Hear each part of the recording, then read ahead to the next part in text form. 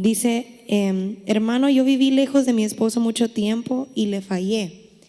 Yo ya me arrepentí, pero sé que si le cuento a mi esposo, él no me perdonaría y él no es cristiano. ¿Qué debo hacer? ¿Contarle o no contarle? Basado en la escritura, que una vez iba Jesús y dijo: tengo muchas cosas que decirles, ¿se recuerda? Pero no las pueden sobrellevar. Entonces mejor no se las digo porque no lo pueden sobrellevar. Hermana, si usted ya se arrepintió de esa falla, la Biblia dice que el que encubre su pecado no prosperará, pero el que confiesa, usted lo está confesando, pero se aparta, entonces va a alcanzar misericordia. Yo creo que con eso va a ser suficiente, porque si usted va y le cuenta, eso puede terminar en divorcio. Si eso ya no vuelve a pasar, creo que usted conocerá mejor eso. Algunos sí lo pueden hacer, pero usted lo conoce mejor. Y si ni siquiera es cristiano, no creo que él vaya a poder sobrellevarlo. Entonces, por decir algo, que para que su corazón se quede más tranquilo, solo va a perder su matrimonio cuando eso ya terminó. Así que yo considero que ya terminó la relación, se aparta, alcanza misericordia y nunca más vuelva a dar esa oportunidad y ese lugar para que le vuelva a ocurrir. Por eso le dice el Señor a aquel que lo encontró en el templo: sí, yo fui el que te sané. Solo dice: vete y no peques más, para que no te venga algo peor. Ok, dice, ¿cómo se puede desarraigar una mala semilla que se nos haya podido ser sembrado cuando no le servíamos al Señor porque nuestros padres tal vez eran idólatras?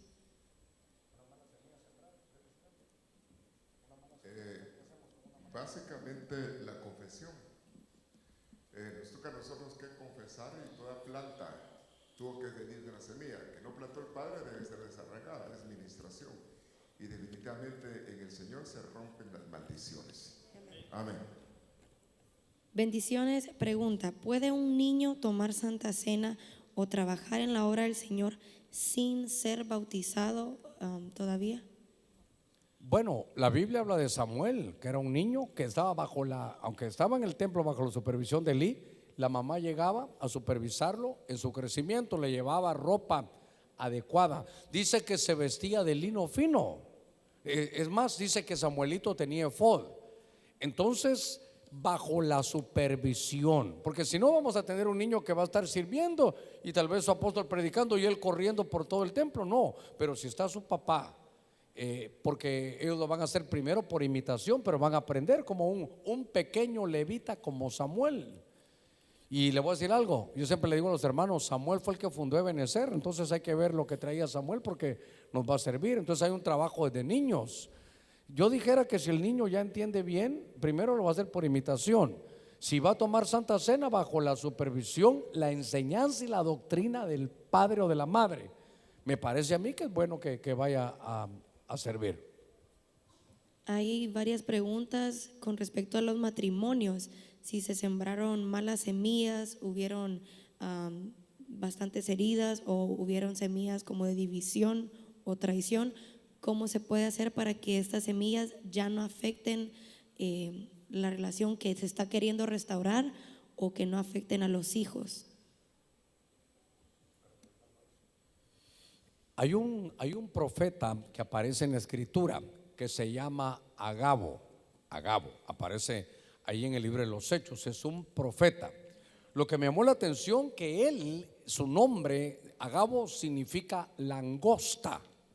Ahora recuérdese que en el libro de Joel dice: voy a enviar a mi ejército, y está hablando de langostas. ¿Y qué hacían las langostas? ¿Se recuerda qué hacían? Se comían toda la cosecha. Ahora lo quiero aplicar a esa mala semilla que ya dio un mal fruto, que ya está, ya se ve ahí. Entonces, no solo primero estableció el apóstol Edwin que confesarlo, pero segundo, con una palabra profética. Agabo lo que tenía es que se comía, por así decirlo, la cosecha de malas semillas que hemos, hermanos, sembrado. Que esta tarde nos sirva para pensar usted cuántas malas semillas hemos sembrado, y que una palabra profética bajo esa unción se devore todo aquello que es un mal fruto que nos está pasando factura. Lo lindo del Señor es que en el Señor siempre hay una buena noticia. Por eso es evangelio. Siempre hay una buena salida en Dios. Así que no se preocupe, usted sembró mal, pero hoy, bajo una palabra profética como la de Agabo, vamos a devorar esa, ya no es esa semilla nada más, sino el fruto de esa mala semilla. Hay preguntas acerca de cómo romper las herencias ancestrales con respecto a que dice, veo la vida de mi madre repetirse en la mía, y hay gente que no, o sea, dice, no sé cómo evitarlo, no lo puedo evitar, pero sí quiero ser libre de la herencia mala que traigo.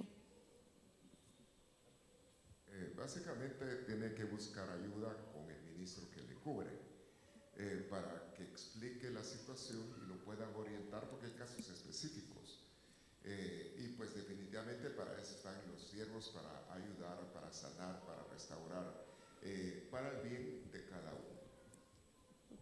Dice también, ¿por qué a un ministro que es pastor, a su esposa se le llama pastora, y a las esposas de los apóstoles, maestros, evangelistas y profetas no se les nombra igual que a su esposo el ministro?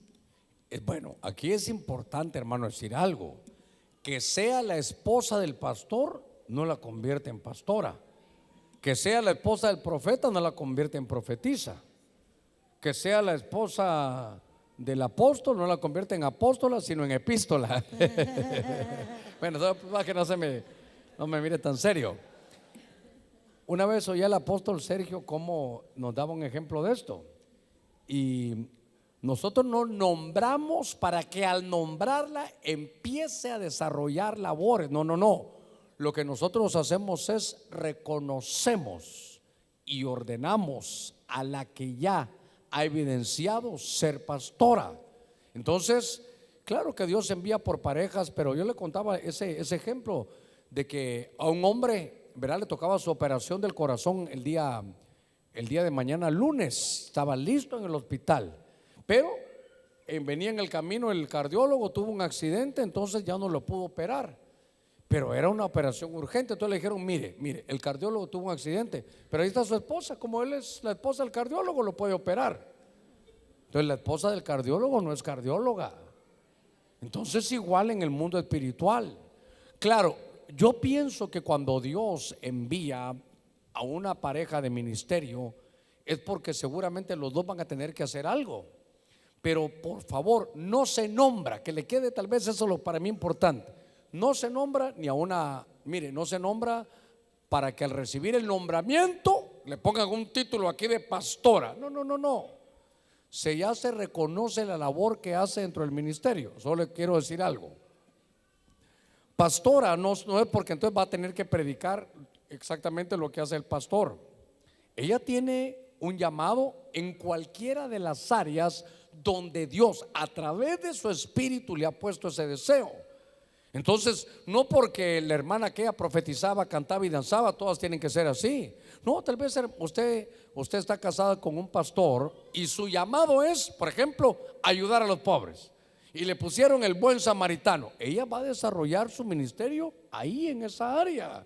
O tal vez yo conocí a una hermana que se desarrollaba con los niños.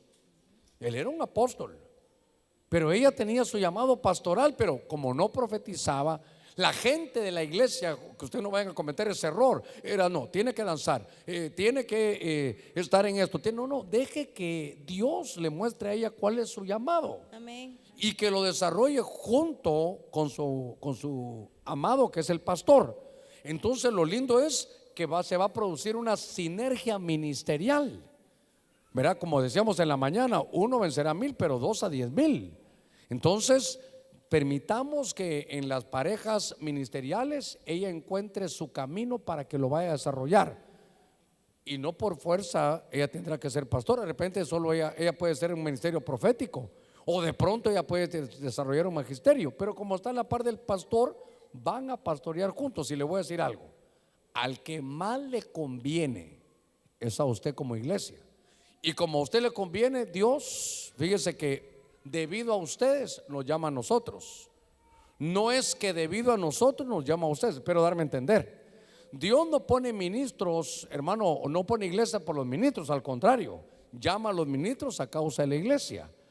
qué mejor que hay una pastora para que las cosas de las mujeres las mire la pastora y las cosas de los varones las mire el pastor. Hombres con hombres y mujeres con mujeres. Si no, tarde o temprano van a haber líos.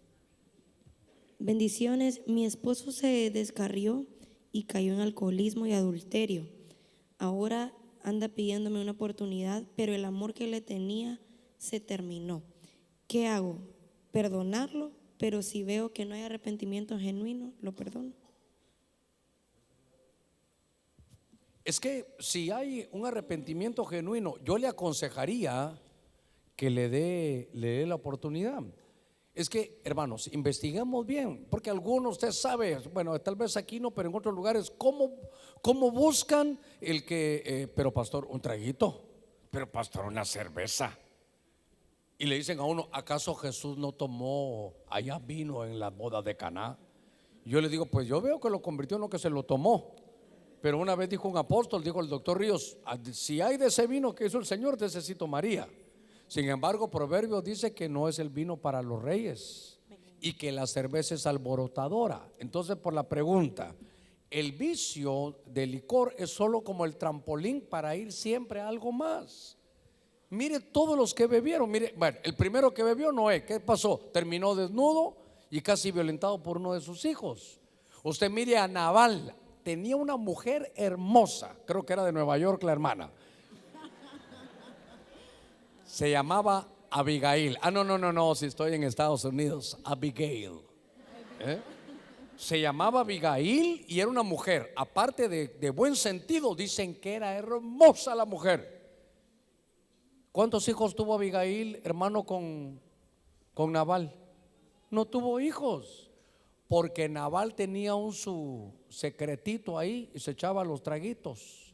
Entonces véalo usted qué le pasó. Se murió del corazón, nunca tuvo hijos, ni disfrutó a su mujer. El vicio siempre lleva algo más. Por la pregunta a la hermana, si él, muy importante, si él de corazón pide una oportunidad, désela, apóyelo, porque el trampolín de esa falta fue el vicio. Ahora, si él no está arrepentido, entonces dígale, bueno, te perdono, pero tú por tu lado, yo por el mío. Si ya es repetitivo, recuerde que la única causa de divorcio es el adulterio. Pero por eso digo yo, mi opinión nada más, nuestro consejo nada más. Si hay frutos dignos de arrepentimiento, dele la oportunidad. Revise él también por qué fue que cayó, dónde fue que se desviaron, dónde fue que se descuidaron. Porque para un adulterio no son dos, son tres los que van a ver. Muy bien. Hay una pregunta acerca del apostolado, que ¿por qué hoy hay apóstoles si los apóstoles son aquellos que caminaron con Jesús? O sea, ¿cuál es el apostolado de hoy en día? Más o menos una explicación. Es que lo que pasa es que, como diría Jesús, ¿verdad? Se ignora por no leer las escrituras.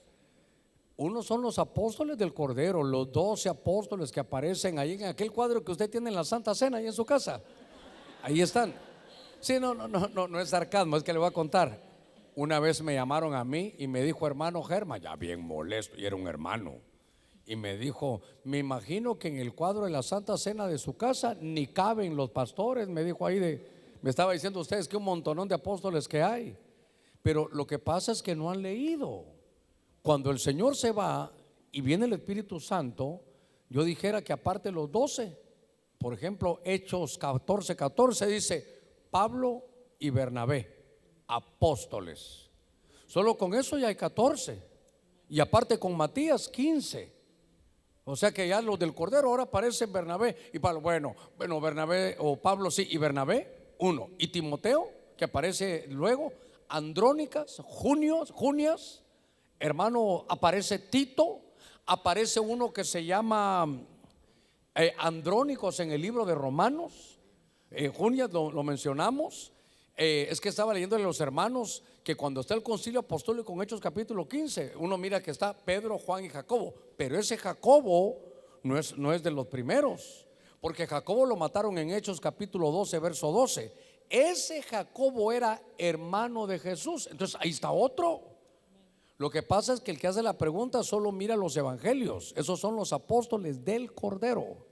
Pero los apóstoles de la era del Espíritu hay otra gran cantidad.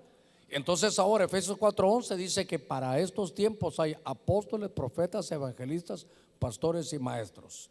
Me voy a tardar 20 segundos más en decirle algo. Cuando yo recibí al Señor años 78, ahí en esos años 80, lo que había era pastor y evangelista. Entonces la mano de Dios, son 5, solo tenían 2. Solo había el pastor y los hermanos evangelistas. Ahí por los 80, 90 salieron los maestros ya. Y luego, hermano, en el año 2000, apóstoles y profetas. Pero no se va a molestar conmigo. Aquí está hoy con su pastor y su apóstol. Voy a decir algo en detrimento de nosotros ahora. Ahora, la gran mayoría de eventos son ¿qué son? Apostólico, profético. Y los demás, hace 40 años todo era evangelístico y pastoral. Entonces solo habían 2. Y los demás, y ahora que queremos que hayan todos, todo tiene que ser apostólico y profético. Y los demás, entonces tiene que ser apostólico, profético, evangelístico, pastoral y magistral. Amén. Los 5 ministerios siguen en vigencia, los 5 ministerios. Bueno, muy bien. Bendiciones, dice. Me casé con mi esposa y ella tiene hijos de una relación anterior. Yo los he adoptado y aceptado como mis propios hijos. La semilla que yo escoja para ellos es la que se pasará a ellos.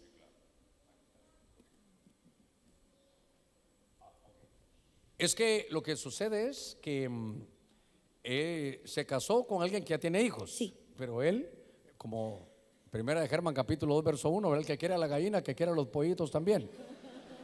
Entonces, él tiene sus hijastros, pero él los ama como sus hijos. La semilla que siembre él va a repercutir en ellos, sí, por efectos de cobertura. Y va a tener que luchar por algunas evidencias de tal vez de semillas que no son de él, sino que vienen en la sangre por el padre biológico. ¿Me voy a entender? Por el padre biológico no sabemos qué pueda venir, pero por la cobertura que él le da, por la buena semilla y la buena sombra que él sea, va a también tener sus beneficios. No sé si tú quieres agregar algo más. Si hay una figura en el caso del nacimiento de Jesús, viéndolo haciendo, no era un hijo legítimo, no que era parte de la obra del Señor, pero José lo tomó como su hijo. Es decir, de que hay una bendición y Dios lo permite en personas de que cumplen la función de paternidad, porque no es solamente engendrarnos, que también se engendra por medio de la palabra.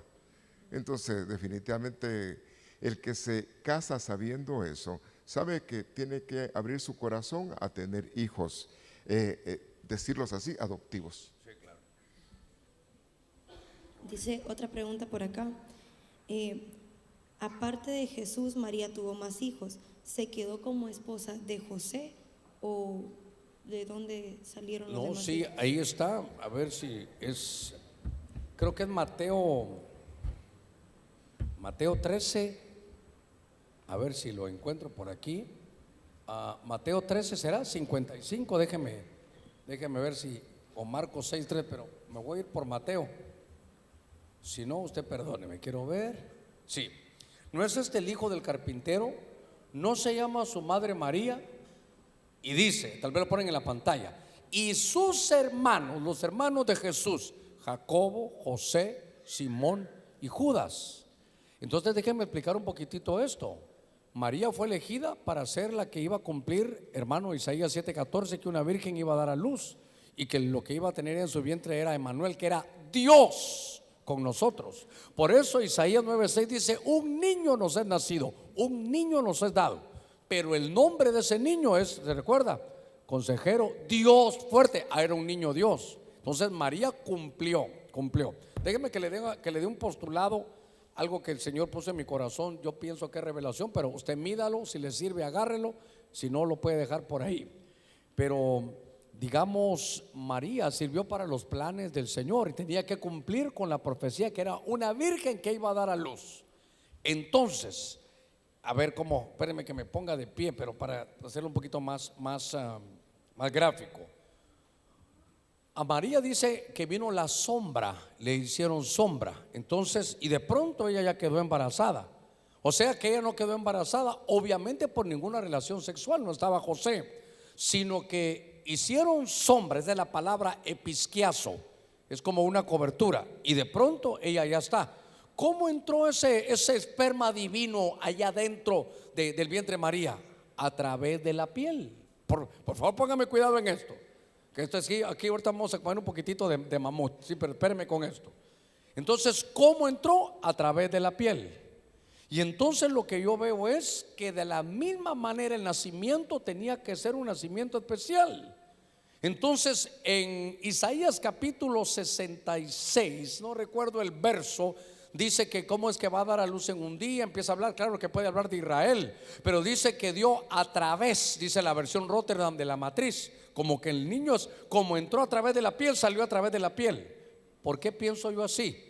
Yo pienso que Dios me lo puso en mi corazón, me dio esa luz, porque entonces le estaba diciendo: José, vení para acá, me prestaste a tu mujer y me la diste virgen, ya dio a luz al verbo, te la devuelvo virgen.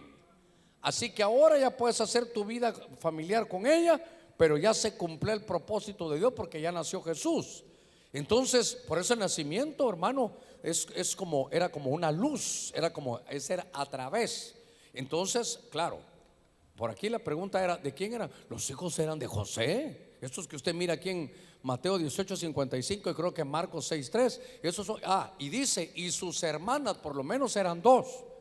Por lo menos eran dos. Entonces, 2 más 4 que hay aquí, 6. Entonces la familia de Jesús por lo menos eran 7. Él era el primogénito y los demás, bueno, unigénito y luego primogénito, y los demás eran hijos de José y María. José y María luego tuvieron un matrimonio normal como todos, solo que Dios la guardó al principio para cumplir la profecía. Muy bien. ¿Cómo sé? Perdón, ni un amén, pero gloria a Dios, ahí vamos.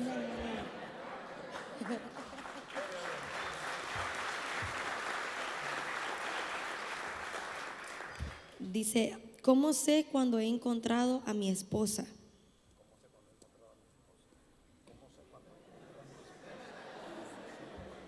¿Cómo sé que la he encontrado? Bueno, yo creo que ahí hay un versículo que dice: media vez sea en el Señor. Tiene que haber afinidad, al menos de lo que me acuerdo que nos enseñaron. Tiene que haber una afinidad espiritual, tiene que ser en el Señor, una afinidad emocional y por último debía ser el cuerpo, ¿verdad? Pero aún así hay formas en que la persona se siente atraída por otro, y por eso está lo que es la amistad, para relacionarse, para llegar a un compromiso y luego llegar a un matrimonio, pero media vez sea en el Señor. Cásese con el que quiera, con tal que sea en el Señor. Usted, varón, cásese con lo que sea, con tal que sea en el Señor. Dice, se me perdió la pregunta acá. Dice, perdón, aquí está, perdón. Dice, según Génesis 1:28, Adán y Eva procrearon hijos antes de comer el fruto del pecado. Si los tuvieron, ¿dónde quedaron ellos? ¿Dónde están? Dice que a Eva se le llamaba la madre de los vivientes. La madre de los vivientes. No había pecado y ya era madre. ¿Qué se requiere para ser madre? Tener hijos. Y entonces le dicen, después del pecado, que le dijeron: voy a multiplicar los dolores. Entonces, ¿habían dolores antes o no? Es que, mire, no le dijo: ahora vas a dar a luz con dolores. No le dijo así. No, le dijo: ahora te voy a multiplicar los dolores. Entonces, ¿sabe qué? Como que antes las mujeres daban a luz, como desearían ustedes ese tiempo, ¿verdad? Porque daban a luz solo como que se estiraban, como con, ¿cómo lo pudiéramos decir? No soy médico, pero como con efectos distensionales. Solo como cuando usted va a correr y al otro día se levanta, y ahí estaba el niño ya. Qué bonito, ¿eh? Pero después del pecado, ahí sí, hermano. Entonces, voy a multiplicar tus dolores. Pero si lo va a multiplicar, o sea que habían algún tipo de dolores. Pero recuérdense que la reproducción no era sexual. El sexo comenzó en Génesis capítulo 4. Era otra la manera de multiplicarse. Y entonces le llaman la madre de los vivientes. Entonces dese a la tarea de buscar la palabra vivientes. Esos que nacieron sin pecado vivientes, algunos apuntalan que esos son los que Dios mandó allá a otros lugares estelares. Por eso es que algunas cosas tienen la misma fisonomía, dicen algunos, que el hombre. Por eso que luego se convierte en una estatura espiritual. Cuando se habla del arrebatamiento en la versión Prat, que es la versión moderna de Prat, dice en Tesalonicenses 4, dice: y nosotros, no dice los que estemos vivos, no, que dice nosotros los vivientes. Esa es una estatura espiritual. Estaremos arrebatados juntamente con Él y estaremos con el Señor en el aire, y así estaremos siempre con Él. Entonces, estos que preguntan de quiénes son los que tuvieron sin dolor, sin pecado, ahí en el huerto. Esta es la última con respecto al tema familiar. Dice: ¿por qué Noé maldijo a Cam su hijo si él fue el que bebió y su hijo quizás no sabía que él estaba desnudo? Básicamente, sí, hay varios factores ahí. No, se embriagó y de ahí pues vio la desnudez. Ahí se dicen varias cosas, pero donde estuvo lo malo, que vio la desnudez en vez de cubrir la desnudez del padre. Pero no sé si quieres tú ampliar algo ahí. Es que en Génesis 9, creo que es del 20 en adelante, sobre todo creo que el 22, vaya usted a leer despacito. Mire, yo bendigo al Señor porque yo lo vi así, y después leyendo un mexicano que siempre lo menciono yo, antes de morirse, yo estuve ahí con él y me regaló unos libros de aquellos antiguos, hermanos, los rabinos. Y entonces leí que ellos también confirman lo siguiente, que en Génesis 9 dice que Noé se emborrachó, fue el primero que se emborrachó y quedó desnudo adentro de su tienda, y que entonces Cam, su hijo menor, fue y vio la desnudez de su padre. Y entonces luego dice, ponga cuidado, que creo que es el verso 23 o 24: y cuando Noé despertó y se dio cuenta lo que su hijo le había hecho. Si él hubiera estado tirado, borracho, sin darse cuenta, y solo hubieran visto, no había problema. Lo que dice que Noé se despertó y se dio cuenta de lo que su hijo Cam le había hecho. La palabra ver es tener una experiencia. Entonces, ¿qué fue eso? Fue un intento incestuoso. Usted dirá, hermano, pero qué cosa terrible. ¿No se recuerda por qué destruyeron la tierra? Este es Génesis 9. Génesis 6 se destruyó porque la tierra estaba llena de violencia y de cosas sexuales, hermano, terribles. De tal manera que entonces este Cam lo que hizo fue un intento incestuoso. ¿Me voy a entender con eso? Un intento. Cuando Noé se despertó, se dio cuenta de lo que le habían hecho, y eso trajo una maldición ancestral a Cam, y le dijo: tú no vas a ser, se lo va a parafrasear, tú nunca vas a ser cabeza, tú nunca vas a ser jefe, tú vas a ser siempre esclavo de esclavos. Esa fue la maldición por un incesto en el hogar. Y que normalmente también dice, cuando hay hijos, dice y conoció, y la palabra conocer habla de una relación sexual. Entonces algunos dicen conoció la desnudez. Entonces ahí aportando en relación a lo que se está diciendo. Parece que sí, él se dio cuenta que algo le habían hecho. Hermano, ¿sabe qué es lo que yo siempre he admirado de la palabra? Que no nos esconden nada, que ponen las cosas hermosas que se hicieron, y como diría mi abuela, también las metidas de pata que dieron los grandes hombres de Dios. ¿Cómo estamos, Ana? ¿Algo más? Hay algunas preguntas, pero no son con respecto al tema, son preguntas fuera del tema. Bueno, dice el apóstol, todo por el mismo precio. Ok, súper. Dice aquí Isaías 55:11, dice que la palabra que sale de la boca del Señor no regresa a él vacía. Pregunta: ¿a dónde va esa palabra y a dónde regresa? Es que la palabra de Dios siempre va dirigida. Recuérdese que dice que Samuel no dejaba caer a tierra ninguna sola de sus palabras. ¿Qué fue todo el mensaje de la mañana? ¿Sabe qué? Que no se nos caiga la palabra, que no nos la ahoguen. Entonces la palabra de Dios va directa al que la quiera recibir. Fíjese, bueno, por ejemplo, Dios le hablaba, hermano, a Jonás, y Jonás no quería. Jonás ya sabía, pero no la quería. Entonces le volvía a Dios. Por eso es que cuando Dios habla a los que van a predicar, les dice: no te reciben la palabra ahí, no te enojes, solo que cuando salgas, ¿qué dice? ¿No se recuerda? Dice: sacúdete los pies, como el que dice: yo les traje la palabra y no la quisieron. Entonces vuelve a Dios que la dio. Como el alma y el espíritu vuelve a Dios que lo dio. El espíritu vuelve a Dios que lo dio. Pero cuando nos venga una palabra, usted abrácela, que no se caiga a tierra, que germine en su corazón. La palabra de Dios dice que no regresa vacía, pero puede ser como Jonás, ya la tenía, pero él no la quería recibir. Dice: bendiciones. De acuerdo a 1 Samuel 28, habla de que Saúl fue donde una pitonisa, y dice la escritura que apareció Samuel y habló a Saúl.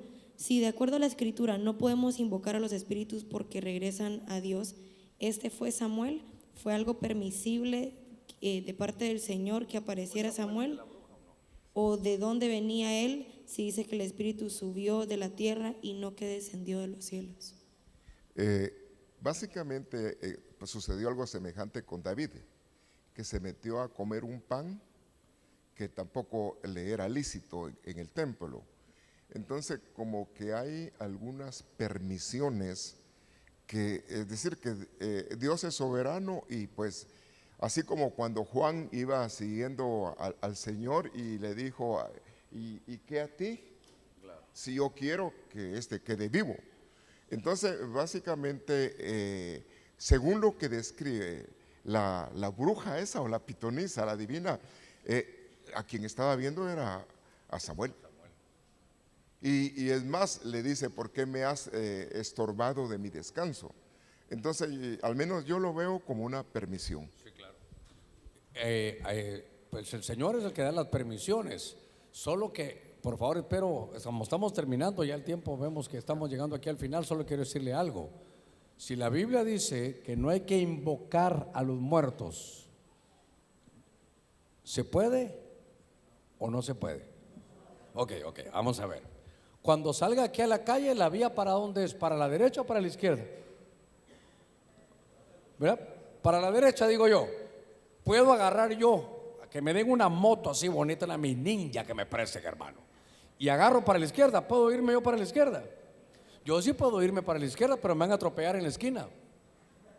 Entonces hay caminos que se pueden recorrer, pero son en contravía. Si te paran ahí, vas a tener penalidades. Entonces dice Dios: prohibido evocar muertos. ¿Cómo lo entiendo yo? Se puede, pero no se debe. Cuidado.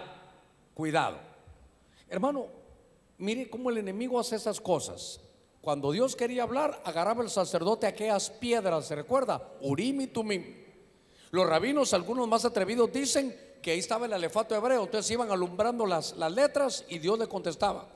Ejemplo de que Dios contestaba a través del Urim y el Tumim está en 1 Samuel 30, cuando en Siclag vienen aquellos hombres, atacan, se llevan a las mujeres, y David agarra el Urim y el Tumim, el efod, y pregunta: Señor, ¿me quedo aquí, hago nueva vida o voy a rescatarlos? Y el Señor le contesta, le dice: ve, porque sin duda los rescatarás. Dios habló. ¿Decimos amén a eso? Pero, y entonces, ¿qué hacen las tinieblas? Juegan ouija. Puede ser una farsa si usted quiere, pero yo de pastor tuve la experiencia de ver unos muchachos. Recién yo llegaba a San Pedro Sula, se había muerto una cantante, y ellos, por estar jugando así, compraron una ouija, invocaron a esa cantante. Obviamente la cantante no llegó, pero la mamá de ella llegaba a la casa y les aruñaron la espalda. Ellos estaban en una escuela militar. Y después de jugar ouija, a dos de ellos y al que era hijo de la hermana me lo llevó, hermano, pero pero se miraba hasta sangre, como unas uñas le pusieron por toda la espalda.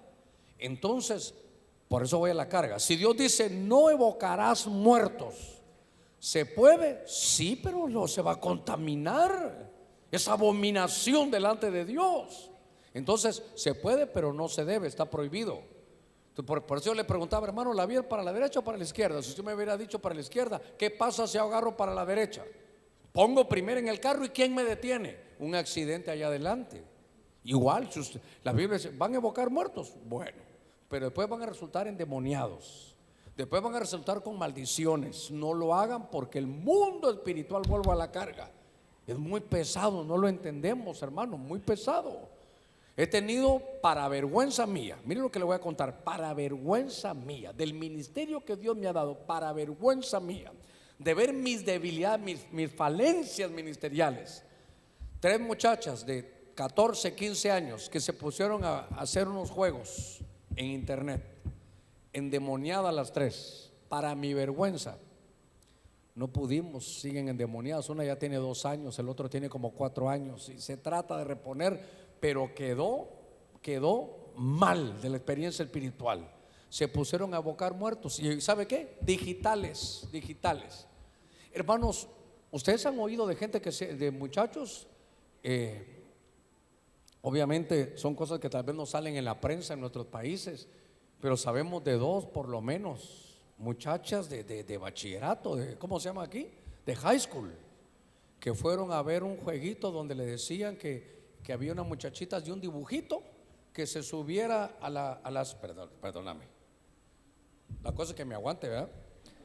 Que se subiera a la silla y que qué lindo que al soltarse, agarrarse de un lazo y que iba a ser muy feliz. 2 de ellas se quitaron la vida y estaban en high school por ver eso. No juguemos con el mundo espiritual. Voy a la carga. Pastor, ¿se puede meter en esos juegos? Sí se puede, pero no se debe. Sí se puede porque usted abre la página y se mete. ¿Quién le dice que no? Pero el mundo espiritual no juegue con eso. No juegue con eso. 2 de high school, de escuelas bilingües, se murieron por eso. Se quitaron ellas la vida. Entonces, todo lo que hemos hablado hoy, de todo lo que hemos hablado en la familia, también tiene que ver eso. Cuidemos a nuestros hijos, porque aunque sean juegos digitales, contienen cosas espirituales que pueden costar, hermanos, la vida. Qué feo terminó el estudio, ¿verdad? Mejor hubiera terminado con algo bonito, ¿verdad? ¿No hay ninguna pregunta, Ana? Una pregunta, pastor. ¿Qué nos desea? Que sean felices, hermanos, gloria al Señor. Si es que la verdad que me dio pena terminar así, pero ¿sabe qué? Cuidemos eso porque el mundo espiritual es muy pesado, hermano, muy pesado. Los niños, los muchachos creen que se puede jugar con eso y no se puede. Así que su apóstol despide el servicio. Sí, sería lo correcto es si obedecemos a Dios. Entonces nos va a ir súper bien. Así que nos ponemos de pie. Lo correcto es seguir la luz, no las tinieblas. Amén. Padre, en el nombre de Cristo Jesús, levante sus manos. Damos gracias por esta tarde tan bendecida. Y Señor, por tener el privilegio de tener a tu siervo acá, su familia. Señor, sigue.